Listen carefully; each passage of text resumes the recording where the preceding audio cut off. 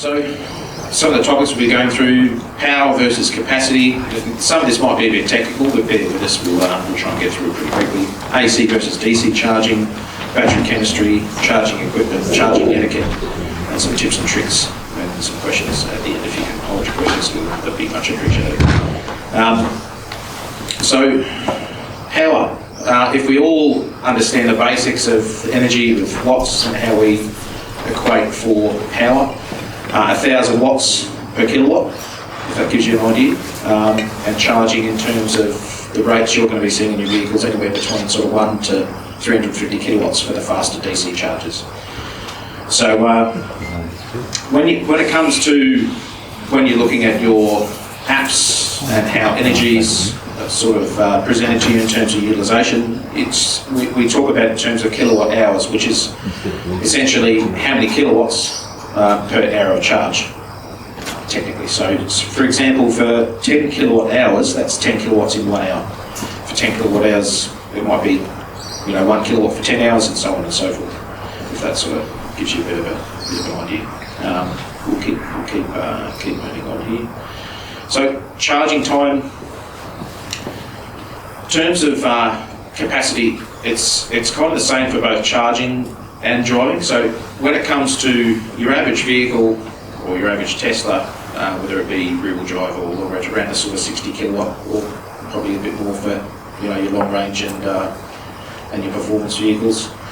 So 2 kilowatt hours or 2 kilowatts, charging at 2 kilowatts will take you about 30 hours. So if you're charging at home, even on your mobile connector in the wall at 15 amps, or I think it downrates to 13 amps on your Tesla mobile connector, you're going to be looking at a significantly longer time than what you would expect, especially at 10 amps, it's probably a bit less than that. At 10 kilowatts, so for example, if you're on a Tesla mobile, not a Tesla mobile, a wall connector. So this Tesla wall connector at 3 phase, that'll be around 11.5 kilowatts.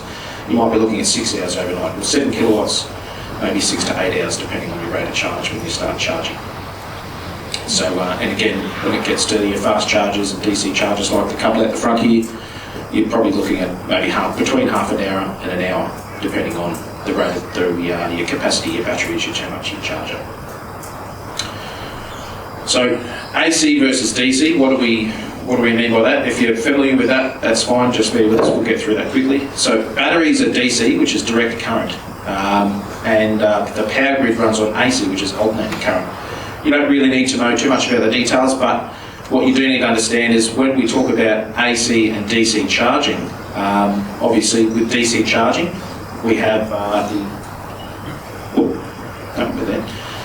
so your equipment to convert AC to DC charging is in a charger. That's why those units out the front here are about as big as a refrigerator, whereas your little AC wall connectors and that sort of stuff are generally quite small, and your AC mobile connector is even smaller.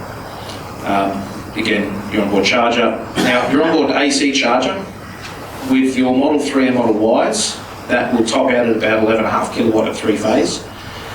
It's for some of the earlier vehicles, you might have heard that, for the earlier Model S's and Model X's, they top out at about 22 kilowatt. Unfortunately for us, and it's probably more of a result of American vehicles with the lack of their power supply there, 110 volts as opposed to 240 in Australia.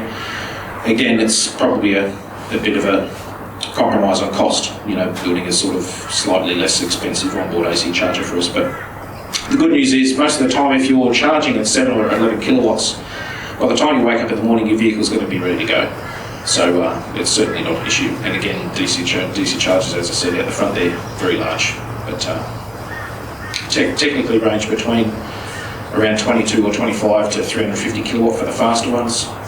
These ones out the front here, I think there's a 75 kilowatt and 175. 150. Yeah. Just also, if you need a charge today, they're free, go for it. So,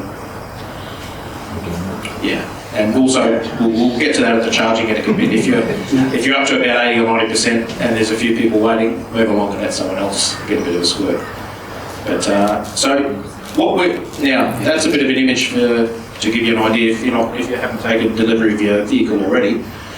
On the right there, that's your Type 2 connector. Now that's what you'll be looking for to connect in terms of AC charging. You'll have one of those on the end of your mobile connector. There's generally one of those on your wall connectors and that sort of stuff. And the one on the left there, you'll see a couple of those on the charging stations at the front there. So that's what you'll see when you're looking to plug into DC. So you'll generally see those on the large DC chargers. Next. Any questions around that? No? Okay, we'll move along. Eventually, there we go. Battery chemistry. This is always a fun one. So, for some reason, well, I'll give you a bit of a background on the reason. Who's got ordered or taken delivery of a Model 3 or Model Y rear-wheel drive recently? Okay, right. So your vehicle, if you're not familiar, has an LFP battery or lithium iron phosphate. What that means, it's just the battery chemistry. So you don't really need to worry about it too much, but it's kind of handy to have a bit of an understanding of how you manage your vehicle's charging. So the good thing is Tesla makes this quite easy. So in your vehicle's on-screen display, when you're charging, you'll see a little, there'll be a little range up there. So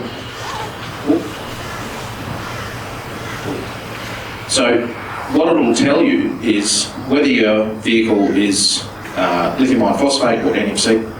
You probably don't need to worry about those terms. I would just direct you to look at your screen when you're charging, and it will give you your trip and your daily charge range. So generally, for Model 3 or Model Y long range or performance, anyone?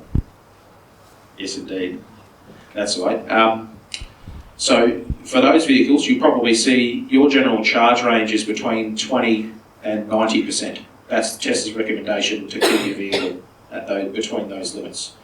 What it means is just with nickel, manganese, cobalt, or the other sort of chemistries with your Model 3, Model Y long range and performance models, with those kind of batteries, chemistries, they like to be charged up to about 90% and keep it between 20 and 90% to minimise the impact to your range and degradation of the battery over the life of use. With lithium iron phosphate, it's a little bit different in terms of how you can use the battery. Tesla recommend you charge it to 100%, and you're quite happy to charge it 100% all the time and keep it at that range. There is a little bit of conjecture and debate about that, and you can see a lot of, if you look online, you'll see a lot of debate about that, and I'm sure that we've probably got some articles in the forums and information about that. It's generally recommended outside of Tesla's recommendations, not necessarily to charge it to 100% every single time with your rear-wheel drive LFP battery. Again, not to sort of take away from Tesla's recommendation, but again, if you're not going to charge it to 100%, it's not an issue. They do recommend at least once a week charge it to 100%, which allows your cells to recalculate and all that sort of stuff and keep a proper track of your range and that sort of stuff. Moving along, so again, the other difference between the two, from a chemistry and a technical perspective, the LFP batteries are more cost effective to manufacture, slightly less capacity, and they run at a lower voltage, which is why your long range and your performance versions tend to go with the NCM or NCA type chemistries, which gives you a little bit higher voltage and higher capacity and that sort of stuff, which obviously at high performance, higher voltage is always best for that sort of stuff, but not to get too stuck down in the technical side of things. So charge levels. Again, we kind of went through that just recently. The Tesla recommendation is 100% for your LFPs. Again, look, I'm sure there wouldn't be any major issue with following that, but again, there is a bit of conjecture online. I'm sure Luke and the team have sort of been across that before. What's your take on 100% with LFP batteries, mate? Life's too short. Do what Tesla tell you to do. Just plug it in and charge it. The difference is going to be 2% of its capacity over 10 years or something. It's not going to cheap stations. So plug it in and use it and stop caring. If you don't charge it, if you leave it about 2 or 3 weeks without getting it to 100, the car will warn you and tell you really should charge me to 100 at some point soon. part of the chemistry difference between the LFP and NCA batteries means that the LFP battery finds it hard. It's hard to determine how full the battery is based on its voltage. The voltage really, the way that LFP chemistry works, the voltage doesn't change. So the computer, the only way it's knowing where full is and where empty is by calculating how much energy you put into the battery and how much energy you draw out of the battery. And eventually, if you don't ever touch empty or full, that calculation could not be right and drift off track. So it just wants every week or so, it wants you to touch full so that it can reset that calculation and really know how full the battery is. Otherwise, you could come to a surprise. If you never run to 100, it's estimating how full it is, and eventually at some point it'll be wrong and you'll be significantly fuller or emptier than you expected. And being fuller than you expected is fine, but being emptier than you expected will end in tears. So do whatever the car says. If you have, and similarly, if you have an NCA car and you keep sliding that slider up to 100, despite the little slot on the screen that sort of suggests that you shouldn't, it will warn you after 2 or 3 days. And so, but I've been on a long trip. I've driven to Adelaide and Cairns and things like that, and I've got a big day of driving every single day. So I hit it 100 every single day, and after a few days, I'll say, if you don't need it, stop running it to 100 every day. But I do, so I do. So yeah, if you need it and you don't have the time to be pedantic about it, just leave it on whatever the car recommends and follow what the car says, and you can't go wrong. Yeah. Look, I regularly charge to 100% if I'm doing a trip straight away, and as Luke said, I think the big thing too, we'll get into the scheduling later, you can manage that more effectively with your app and managing your charging sessions. Oh, a couple of questions there. What about at the other end, down towards 0? Oh, now, generally, I don't think with either chemistry you'd really want to let it go too far below 20% unless you really have to. The idea is, it's a little bit different in terms of managing your travel and your charging with an electric vehicle as with an ICE, because, you know, it's not uncommon to turn up, you know, with, you know, your tank light on red and all that sort of stuff at a petrol station, but also petrol stations are everywhere. And when you turn up to a petrol station, if one bowser's, you know, out of action, you've got another 50 there or whatever to go and choose from. So it's, you know, certainly for the next 6 to 12 months at least, we're probably going to need to manage our travel and our charging a little bit more with a bit of foresight in mind, and that's where plug share and that sort of stuff comes in handy to plan your trips and that sort of stuff around you know, your charging sessions. I'd say one thing is, certainly I spent a lot of time running remote control cars when I was a kid, and with the nickel cadmium batteries, they always said that you should discharge them before you charge them to sort of exercise their capacity. That's not a thing with lithium batteries. The wear is very much the number of kilowatt hours that went into the battery and the number of kilowatt hours that went out. Exactly. If you stay away from the sort of top and bottom 10%, whatever you do in the middle is fine. Yeah, and I think the other thing, again, if you look at, I'm not sure if it's as clear on the phone app as it is on the in-screen display in the car when you're charging. Always just look at that range there that it recommends, and just keep it within that. Yeah. Yeah. Just keep it within the daily range and you'll be fine. And always remember, as Luke always says, always be charging. Just, you know, you never know when you're going to go on a big trip or need that extra squirt in there, so it's always handy to just, you know, try and keep it as close to 80 or 90% as possible. Or up to 100. Or 100 for example. Yeah. Yeah, mate. My 3 long range, it went to, particular circumstance, went to 13% last week, but it didn't warn me, nothing warned me to say I was on 30%. Does that do that? Or look, does it only warn you? You mean when you're driving? Yeah. So if you're not navigating, it doesn't know where you're going, so it'll just assume you know what you're doing. Oh, right. So what I'm saying is, the other ABC is always be navigating. If you're going anywhere, is use the nav, because the nav will know whether you're going to make it where you're going, and presumably you'll be navigating to where there's charges, right?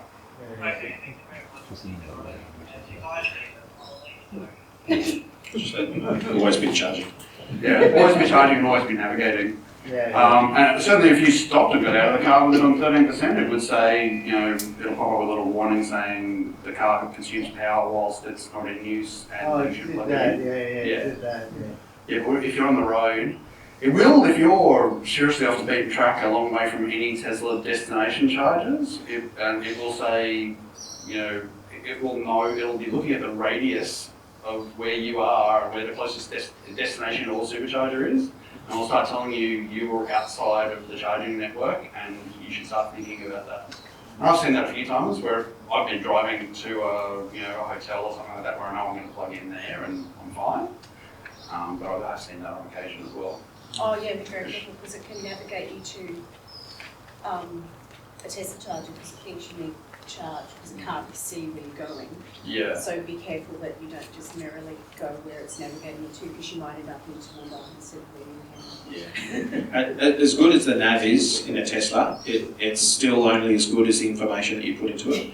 So, for example, I went to Gladstone earlier this year for an event up there, and it wanted to route me out the west route, which was not along the coast where all the charges are. So I had to sort of, because I was just happily go lucky, the full faith in the Tesla nav and carrying on my way, and I looked down and all of a sudden, oh, hang on, that's not going to work, I'm not going to get there, and it was trying to route me back to the supercharger that I just left in Gympie. So it's whenever you are on long trips and that sort of stuff, always keep in mind that the nav is great because it will give you the remaining charge estimated when you arrive at that location. However, do waypoints. Don't just go your end point if you're going to be travelling for 800 k's or whatever a long distance trip might encompass. Always try and put your sort of plan your journey with plug share and superchargers that are available. Put your waypoints in. That's the best way to manage it. We'll be able to show that on the screen when we do the screen Oh, session great. later on. Cool. Yeah. Just got my Model 3 6 weeks ago or so, and I was on a trip to Sydney to see family, so I showed off. And one of the things I was surprised at, when you're charged to 100%, your regenerative braking doesn't work. So if you're used to your one-pedal driving, That's it's right. suddenly not going to work for I think for about a few percent or 5%, yes, okay. because obviously you don't want to be charging your battery when it's already full. The battery management system in a Tesla is top rate. It will do the best it can to manage the charging and the discharging of your battery and looking after your life It makes sense. It just wasn't something I was expecting, so suddenly I had to jump on brakes again. New cars will fake it, so they'll use the brakes to fill in that and have less of a dramatic difference. My car is quite odd. If I charge to 100, I drive out my driveway home and it just keeps going. When I'm quite used to it stopping. This had a little bit of regenerative braking work, but No, so there was an update recently, and I'm not sure if your car was applicable to that update or not, but it also simulates that effect when you're at 100% or a high rate of charge by employing the brakes a bit more often as well. So, and that's why it's always important to keep your vehicle updated, because it's not necessarily one of those things where you think, oh, well, I'll do that update later, and it's always handy to check, what the updates might encompass, because it's a feature you might actually want, like, for example, regenerative braking or, employing chip braking when you're, the brakes when you're slowing down at a high rate of charge. Yeah, when mine cut out regenerative braking and it was low, it couldn't do it. And I missed it so much, I just relied on it. Yeah, no, it's one of those things they're great cars, but I think it's always handy to just be ready for something like that not to work. And again, with autopilot and all that sort of stuff, it's a great feature, but have your hands on the wheel, because you never know when you might get a little phantom sort of event where it might interpret something and slow down. And I've had a couple of small issues like that, but again, it's very rare. It's a great vehicle with those sort of features. But, I did read very recently that the next update is supposed to have alternative routes applied for navigation. That's right. Yeah. I've checked that out today myself actually, because I only just did the update the other day. But Scotty, just on the charging, especially with the long range and the performance, a lot of people get hung up with this 20 to 80%. I charge mine to 100% every day because I use that total kilometres every day. So Tesla's not going to turn around and say to me, oh, you're voiding your warranty. It's a recommendation. If I have a problem with degradation after 8 years or 10 years or whatever, they will fix it.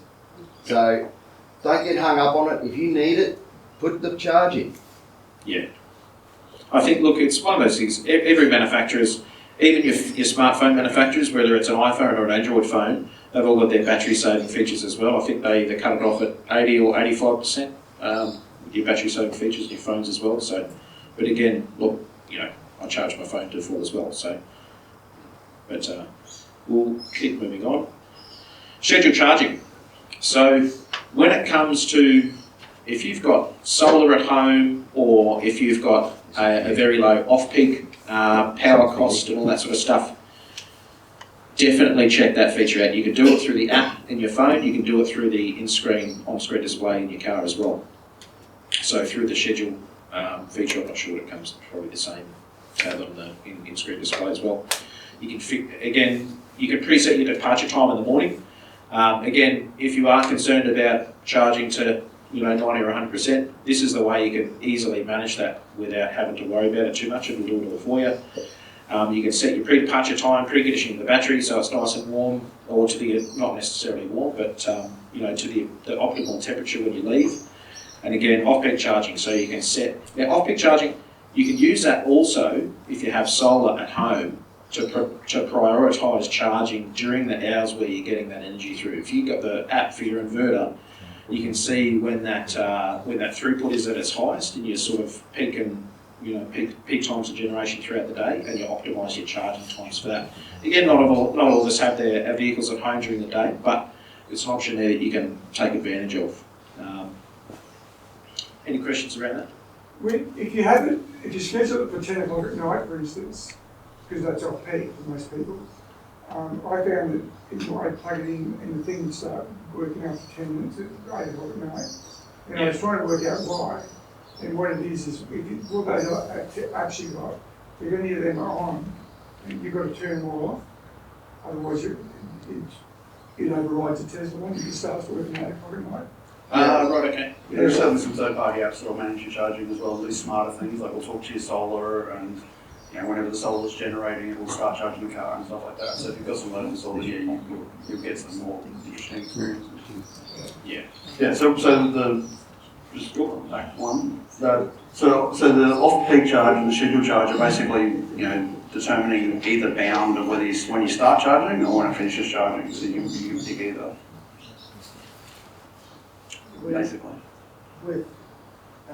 I had Charge HQ and I had the Tesla app running at the same time. And within the Tesla app, I wanted to charge at 10 amps, but it kept cutting it back to 8 amps. But it was because I had the priority set at the top of the home screen in the HQ app, Charge HQ app, which said I want priority. When I changed it to 10 amps there, it worked fine. If you've got an alternative a third-party charger other than a Tesla, you might find that obviously the Tesla platform's probably not going to talk to those other charging systems. So if they've got alternated settings, they're going to fight with each other. Yeah. Well, I've got a Tesla charger. It still does it. Oh, right. It's an app hardware, so it's connecting to the Tesla API and telling the same API that the app uses, and it's just getting a different story from each app. Yeah. So That's right. you just need to pay attention to what you're doing. Yeah. Just something to be aware of. Yeah. Universal mobile charge. Who got one of those with their vehicle? Yeah, cool. These things are very, very handy. If you don't have one, I would recommend you at least have some sort of solution to connect to, whether it be, sockets or, your 240 volt single phase charging, because especially if you're going to be travelling, again, you've got the adapter program with the TOCA club as well. So it's, look, I've got one of those. It's come in handy a few times, particularly when I've been travelling, because you might not be in a location where you have access to wall connectors or fast chargers and that sort of stuff. And to be able to charge overnight, providing you've got permission of course, via a socket or an outlet, but It's very handy to do. They come standard with a 10 amp and 15 amp plug. You can, have I got that? No, that's further on. So we've got, you do have the ability to have the 3-pin or 5-pin plug adapters for single and 3-phase, which are very, very handy to do. Companies like Scooters EV provide that sort of stuff, as well as Regen EV. All free from TOCA. All free from TOCA if you want to borrow, absolutely. Wall chargers, again, you're probably all familiar with the Tesla wall connector. I don't know that there's really too many elegant solutions that are better value than that. Certainly not from Tesla. That's probably the best value wall connector you've got. There are other solutions. You can get sort of sockets at home and that sort of stuff. When it comes to solar aware chargers, and certainly if you're on an older premise and you've only got a 32 amp supply, and you're trying to connect a 32 amp charger to the building, you're going to have problems. So the way around that, you can get charging stations with dynamic load balancers built into them, and they include little CT clamp sensors, and they can detect how much of your load is being used at site, and they'll alternate the load of the charger accordingly. So regardless of your situation where you live, there's always a charging option there for you. Again, in terms of high density living apartments and that sort of stuff, there are commercial solutions that can, software based load balancing and all that sort of stuff that can solve those problems as well, but we won't get too far into that. Again, you've got destination chargers all over the place. You use PlugShare, you'll see those pop up all the time. There's a lot of free ones around the place, and there's also sort of, lower cost sort of AC charging solutions. With AC chargers in the public and at businesses, it's always kind of courteous to try and utilise those when you're going to be spending money in the business, or if you're at a shopping centre, if you're shopping there and all that sort of stuff.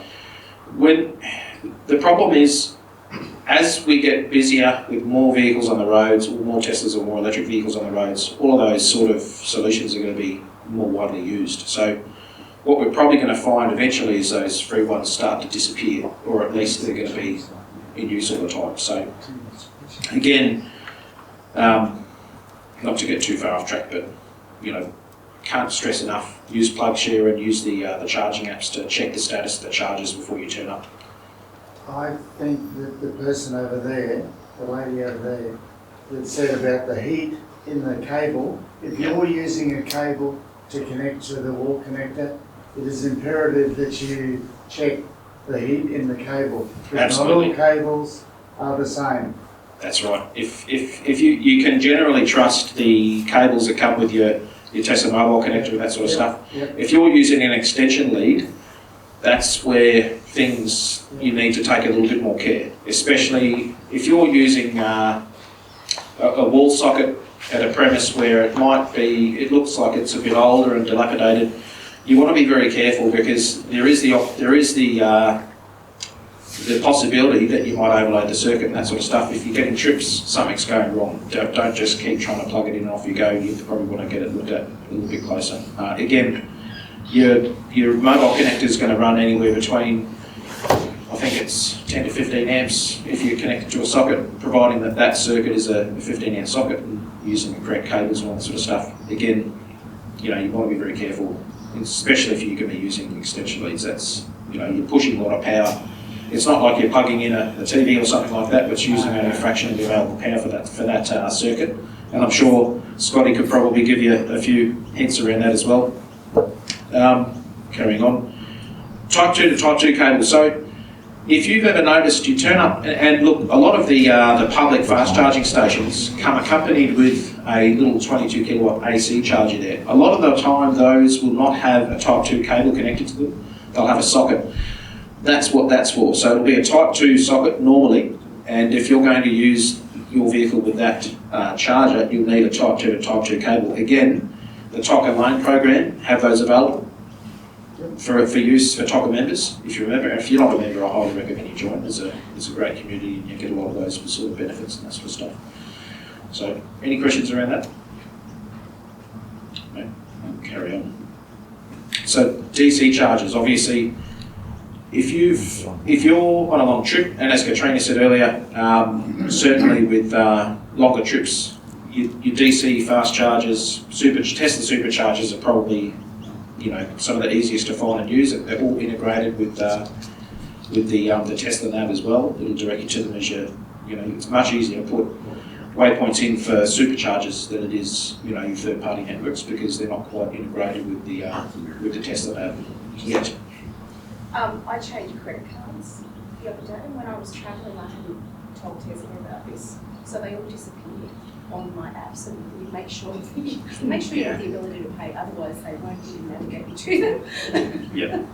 Look, that's a really good point. And to give you a bit of a slightly off topic, my mum and my stepdad took a delivery of their Tesla a few weeks back, and that day they decided to head to Rockhampton. So to give it a bit of a run for its money. So I gave them a bit of a crash course, set them up with all the charging apps, made sure the payment methods were input and all that sort of stuff. They still turned up at a charging station, and I had set them up with plug share and all that sort of stuff. They turned up to a charging station and it was out of service. So one of the bigger things is when you're on longer trips, always make sure you're using plug share and even some of the third-party apps like ChargeFox or Evie. Check the status of the charges. So our platform, we're integrated with PlugShare. You can actually see the status of our charges through the PlugShare app live, whether it's in use or it's out of service and that sort of stuff. Not all of them are integrated, most of them should be, but it's always handy to have those third-party apps there so you can plan your journeys as you're putting your waypoints in your nav and that sort of stuff as well. One quick thing. Probably not too relevant for most of us in the room, but if you've got an older Model S or X, they will have a specific, I think is it a Type 1 or original Tesla adapter? What's the terminology around that? So if you go to an older supercharger, you'll find them, they have two cables. So all these ones with a single cable, and you can actually see a variety there. You can see the one on the left is only got a single cable, but the ones further down have got two cables in them. The one with the bigger connector that matches the bigger connector in your Model 3 is the one you use, the CCS connector. The other one will have two connectors, and the smaller connector will only fit in an older Model S. So just ignore it basically and use the other one that does fit. If it fits, it works. Yep. Pretty straightforward. Have you seen any vandalism on the charging networks on the desert, other charging networks? Look, personally, professionally from our clients in business in Australia, no. Overseas, yes. Certainly some of the southern states, they like to cut cables now and then. It seems to peter out. I think there's more education and knowledge is out there around electric vehicles. There seems to be less, rage around them from traditional sort of ICE owners and that sort of stuff.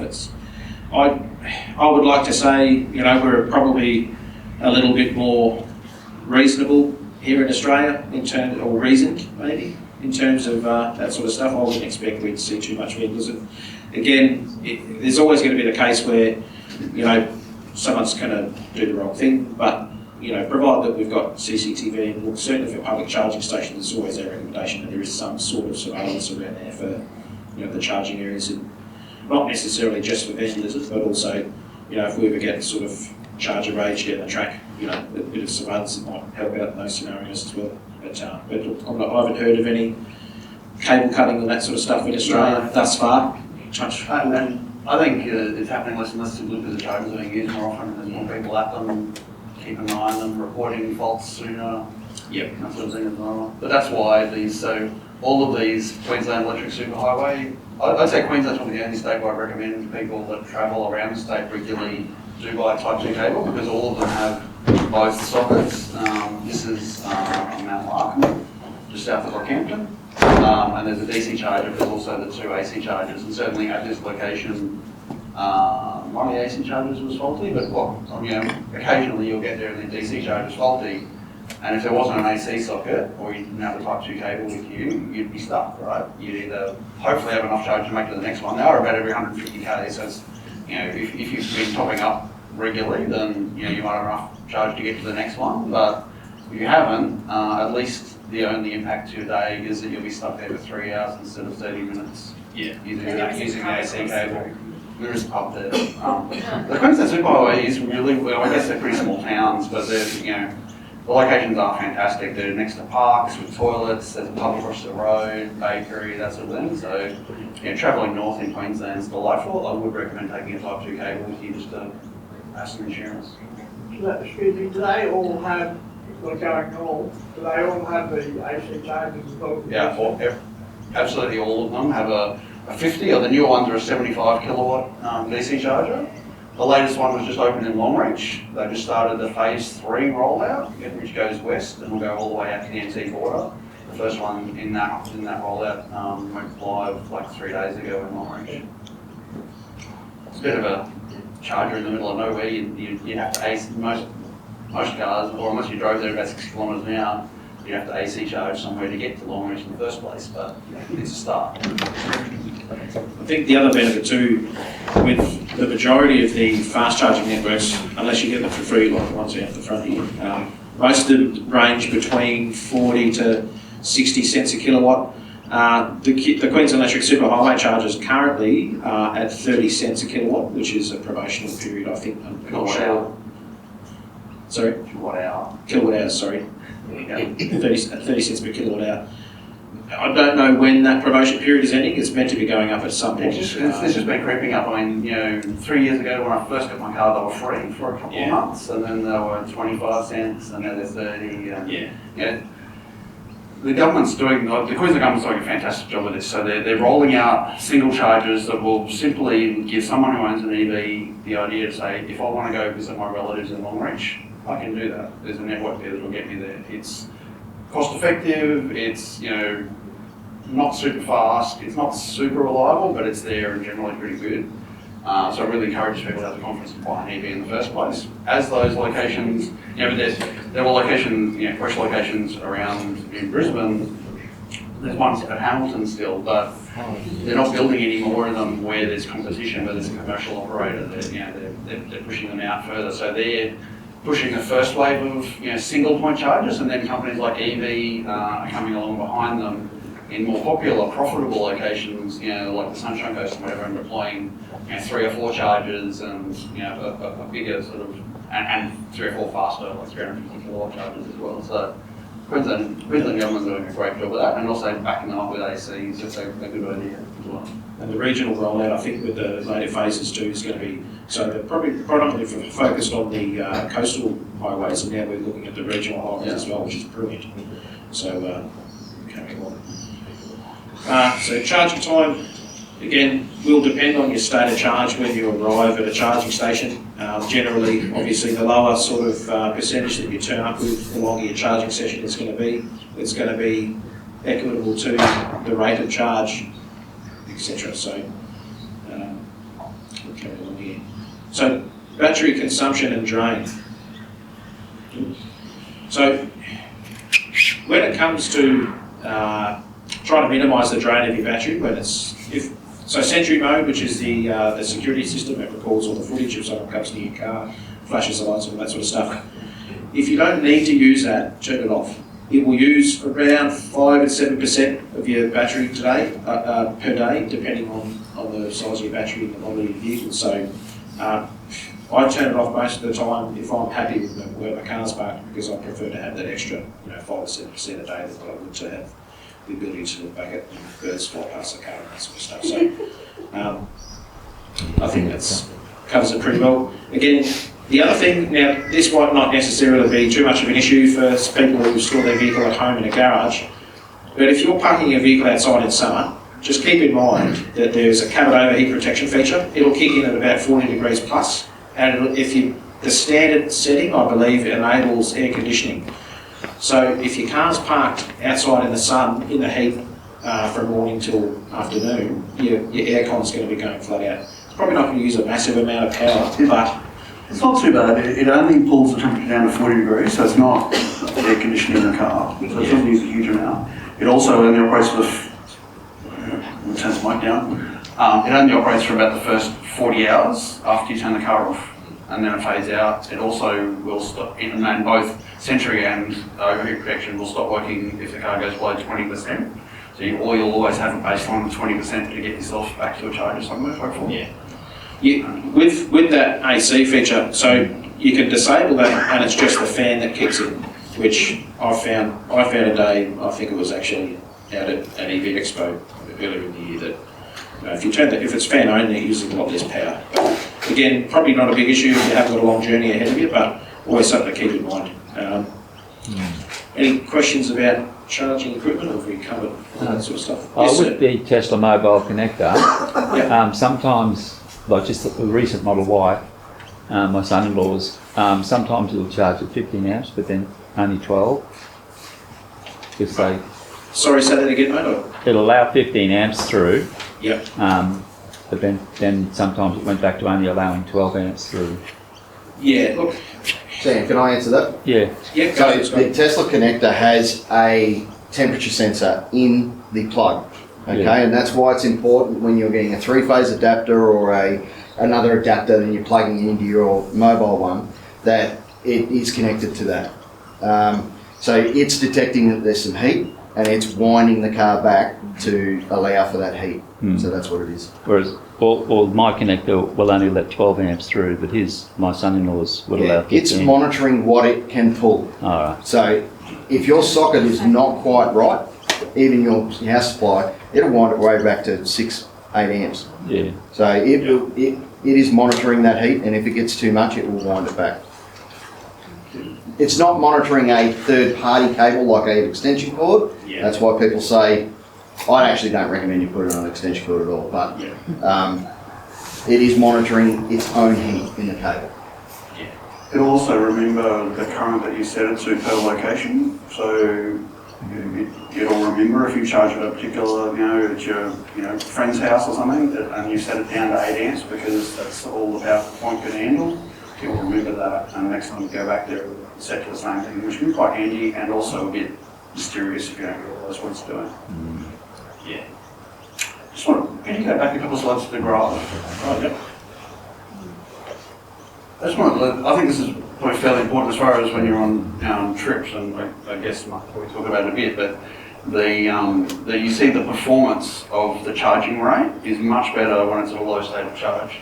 So here we'll get supercharging, you really want to, you'll actually travel quicker. If you put in the nav in the car and say drive to Sydney right now, it will run you really low. It'll only stop at the charger that gets you down to like 5 or 10% on purpose to get you through this high performance rate, so that when you hit that supercharger, you can bang it. The surface area is sort of representative of the amount of charge you'll get in that period of time. So most of the surface area and the other side, you can do the bulk of the charging, up to 50% if you want to get that really quick rate. If you're charging from 50%, it's happening a lot slower. So the charger, the supercharger, the navigation in the car will plan that, and it will be trying to run you right down quite low, so that the next stop, and it will tend to make several short stops rather than one long stop, to run it in that sort of space. To reduce your charge. Yeah, to also reduce your overall travel time. Like there's a compromise of the speed you travel at, the faster you go, the more energy you use, and the amount of time you spend at a charger. We'll optimise that, and we'll try to run the battery pretty low to optimise that for you. That's all. Can I add a little bit to this? Go back to it.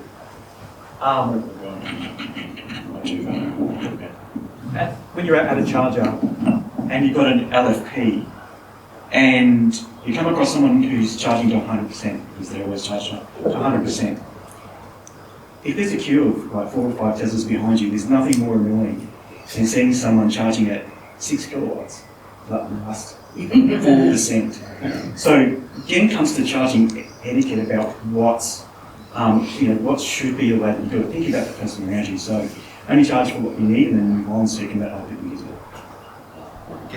It gets you to your destination quicker and gets other people using the charger quicker.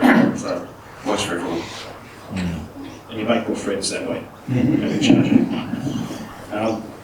Carrying on, I think here we go.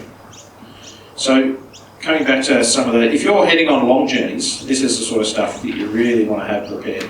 So, again, type 2 to type 2 cable is going to be an obvious one, especially for socket chargers that you turn up to. 3-phase tails, single and 3-phase tail for use with the UMC. So, Again, Scotty, I believe, provides those. Nah. Sorry, Regen EV provides those. Regen.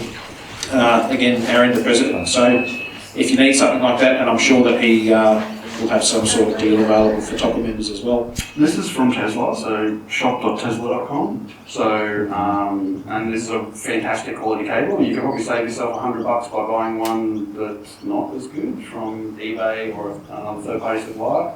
But the Tesla one is a genuine Mennekes, made in Germany, fantastic quality bit of unit. And it's 7.5 metres long too, which is long enough to, you know, if you're 2 parking bays away from the charger, you can run it all the way along past other cars that will park you in. What's the cost of it? $310 per cable.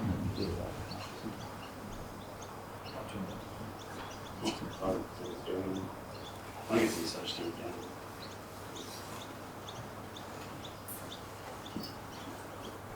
Again, extension cords, but try and avoid that where you can, and be very careful if you are. Again, monitoring the heat and that sort of stuff, it can potentially cause an issue. But the sensors, as Scotty mentioned, are only included in the actual mobile connector itself.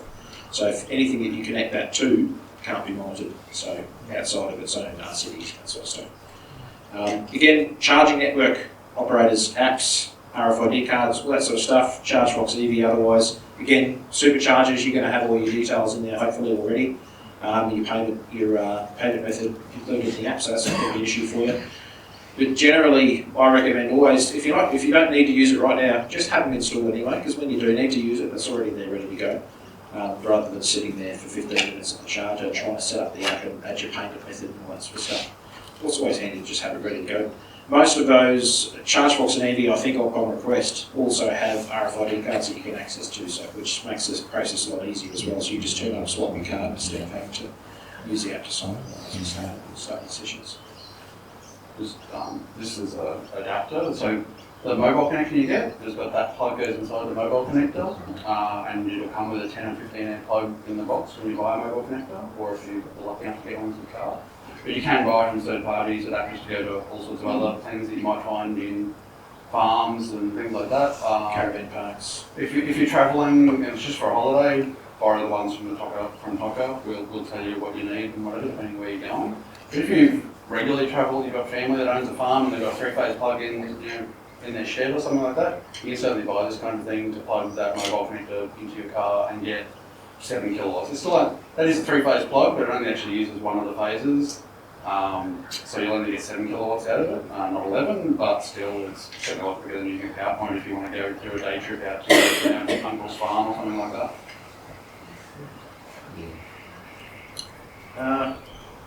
Troubleshooting, I think we touched a little bit on this earlier, but you're going to find that your car's making noises when you're charging and sometimes when it's not charging. Again, certainly if you've got the cabin overheat feature enabled, your aircon's going to go off, so you're going to hear fans, you might see a bit of steam or condensation when you're charging at the front of the rear of the car. That's all normal, it's nothing to be worried about.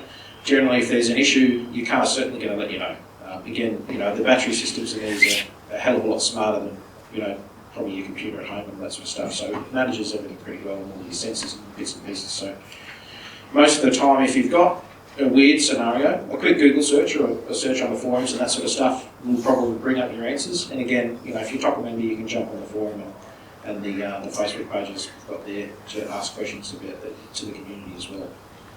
You mate? Yeah, I was up at the Ampol charging at Castledine, and I got steam out the front, smoke at the front, and I was really worried. And Bob said, no, you don't have to worry about that. So I was relieved at the time. So it's worthwhile pointing that out. Oh, definitely, because your battery's got a heating and a cooling system. So the idea behind that is it will preheat it to the optimum temperature for charging and usage, and it will also cool it down, especially when you're a fast charger. And obviously, when you're pumping a whole lot of kilowatts into the battery, it's going to need to be cooled down. So it's certainly, and look, the first time I saw it, I was a little bit worried as well, but obviously once you look into it, you can understand the reason behind it and that sort of stuff. I noticed on the Tesla app the other day when I was charging in a DC fast charger, up at the top of the screen had the orange wiggly lines. Yeah. It was indicating to me that it was probably cooling because it looks like overheated it's, sort of it's thing. generally preconditioning, whether it's depending on the the temperature or the state of the battery, you'll either be heating or cooling. But generally, it's pre-warming it for the optimum charging temperature when you see those little ones. It'll show on the app as well. Yeah. Grumpy chargers or issues at charging stations, particularly public charging stations. So always, I've found this myself as well. Sometimes it's just the third-party provider's app. Restart the app, try again, check your payment methods, close and reopen the apps, make sure everything's set up properly.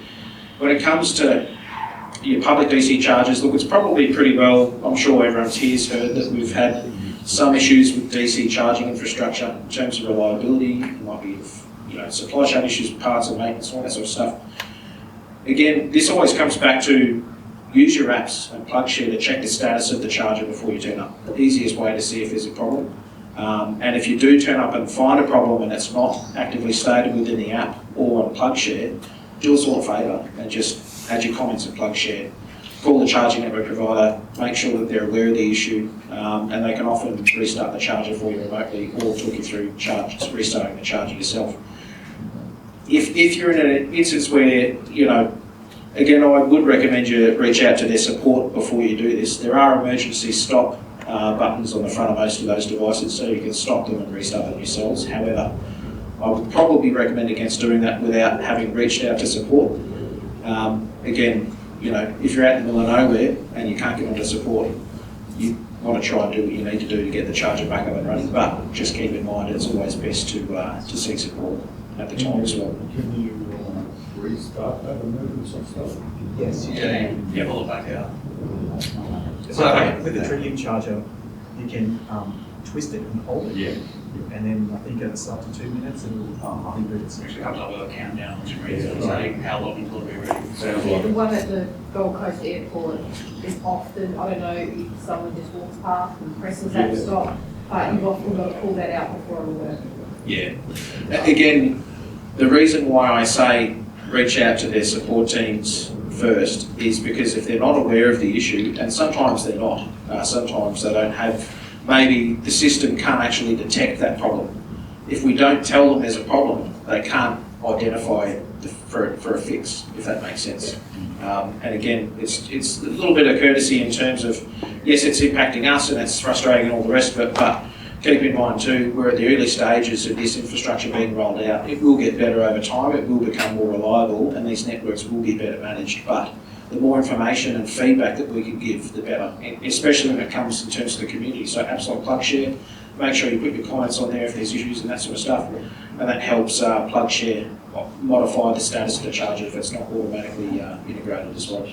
I think try again is important because we found that when I met the client out at the Empire, there were 4 people tried it and they had to try again. They had to shut the app down, try again.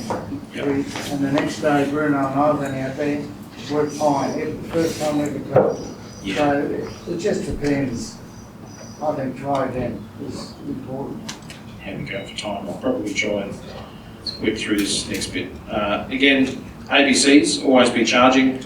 I like to say your garage is your gas station, because if you're not charging at home, you really should be, because it's going to be more cost effective, certainly if you've got solar, and it's just more user friendly and convenient when your car's ready to go in the morning.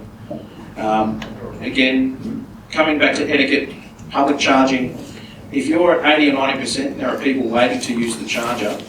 It's generally accepted that that's a courteous thing to move on for others. Thank you. So, again, if you're at an AC charger or you're walking away from your vehicle, there is we got that there, there's a little need to charge. So there's a little site called need to charge. You can put your details in there and your license plate, so if someone tries to contact you, they can use that app. And also chuck a business card on the front or something like that to let people know that you're there, you're aware your vehicle's charging, and you're contactable to move along if someone else needs it, and you're at 80-90%, that sort of stuff. again, old-fashioned phone number. That's helpful. That's about it, I think. Is there any further questions? I just say on the phone number thing, rather than using need to charge or whatever, I just put a little label maker and I run my mobile phone number under the charge flap in my car so that you can see it. And so if someone needs me to come unplug it, they can just ring me and do it. Yeah. Depending on your comfort level with using your mobile phone number on the outside of your car. Again, that was a really good comment before, whoever it was, about leaving a note on the car if you're charging off of a socket at the front of a business or a premises, so that people are aware that you've got permission to charge there if it's not an official sort of charging spot or charging station. That's pretty wise, I think. It was a really good comment. No other questions? Cool. Thanks for your time. Thank you.